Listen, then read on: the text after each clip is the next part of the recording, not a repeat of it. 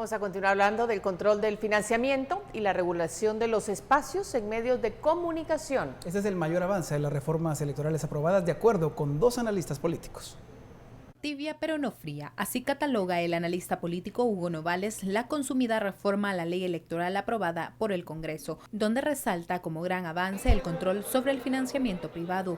El esquema actual de financiamiento no funciona, porque es un esquema centrado en partidos, mientras que la política en Guatemala, incluyendo las donaciones y las contribuciones de fondos, se centran en candidatos. Entonces son los candidatos, son las personas quienes reciben los fondos y los ejecutan, pero no estaban rindiendo cuentas. En la reforma a la ley electoral lo que se hace es individualizar la rendición de cuentas o la responsabilidad sobre la rendición de cuentas, de tal manera que ahora el tribunal va a poder sancionar a personas y a candidatos individuales o a dirigentes partidarios individuales. Mientras que para la politóloga Andrea Morales, uno de los cambios más importantes es que se contemplan aprobar nuevas reformas luego de cada elección. Sí, es un ejercicio bastante importante porque no vamos a tener que esperar como ocurrió esta vez, que las últimas reformas habían sido en el 2006, sino ahora van a ser muchísimo más constantes para ir fortaleciendo ese sistema, no solo el sistema político, sino también el sistema electoral y el sistema democrático en su conjunto.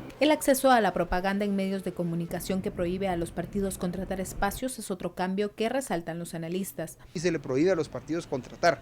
Esto implica que ya no va a haber partidos que tienen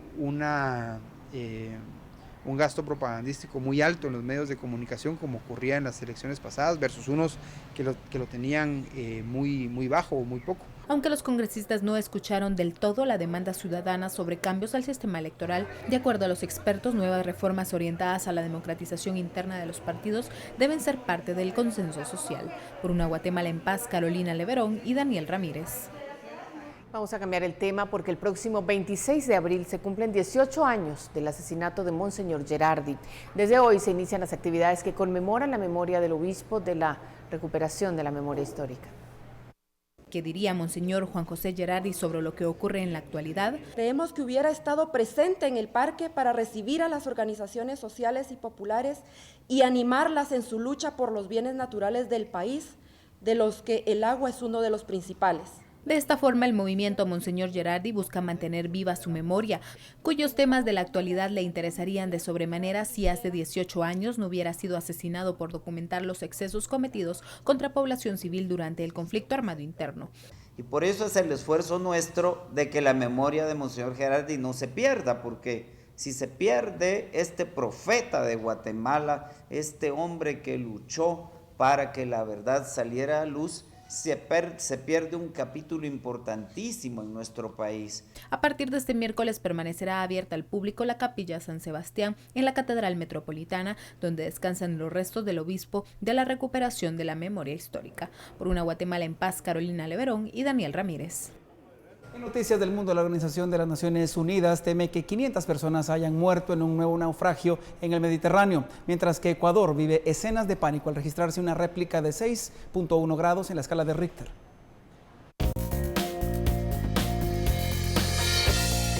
Para mí es un gusto poder ampliar este panorama informativo, y es que de confirmarse esta estimación se trataría del peor naufragio de una embarcación con inmigrantes registrado en los últimos meses.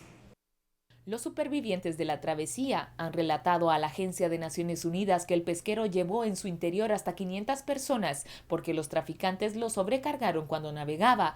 El balance ofrecido por las autoridades aseguraron el pasado lunes que al menos murieron 200 y 300 personas, elevando a más de 1.000 las personas fallecidas este año intentando cruzar el mar Mediterráneo, más del 25% del total de fallecidos en todo el 2015. Entre ellos los 41 supervivientes del naufragio figuraban algunos de los que todavía tenían que ser trasladados a la embarcación menor, que finalmente se hundió, y algunos que nadaron hasta esta embarcación.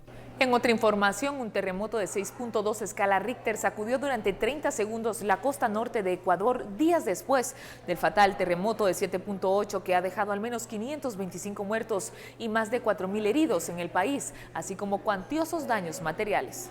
Una vida que salvemos es lo máximo que podemos hacer como rescatistas, pero cuando no, nosotros mismos, entre el mismo grupo, nos reunimos muchachos, moral, que vamos a sacar a las personas que fallecieron porque sus familias las están aquí esperando. Panamá concretó hoy con Japón un histórico acuerdo de financiamiento hasta $2.600 millones para la construcción de la línea 3 del Metro de Panamá, el proyecto de infraestructura pública más grande del país desde la ampliación del canal. Deseo anunciar que en el día de hoy hemos acordado avanzar las conversaciones para la negociación de un tratado bilateral de intercambio de información tributaria con el gobierno de Japón. Los derechos humanos del extremista de derecha noruego Anders Breivik han sido violados durante su encarcelamiento por terrorismo y asesinato masivo. Falló un tribunal agregando que las condiciones de prisión de Breivik, que asesinó a 77 personas en ataques en el 2011, violaron un artículo de la Convención Europea de Derechos Humanos que prohíbe un tratamiento inhumano y degradante. El presidente Barack Obama inició un breve viaje a Arabia Saudí con una reunión con el rey Salmán en Riad. La visita, que incluye una cumbre regional, se produce en un momento tenso en las relaciones bilaterales, ya que los saudíes se oponen a la mejora de relaciones de Washington con Irán y ven con escepticismo su política hacia Siria. Hemos llegado al final del acontecer internacional. Soy Alejandra Martínez. Para mí fue un gusto acompañarlos a esta hora. Seguimos más con lo que acontece acá en nuestro país.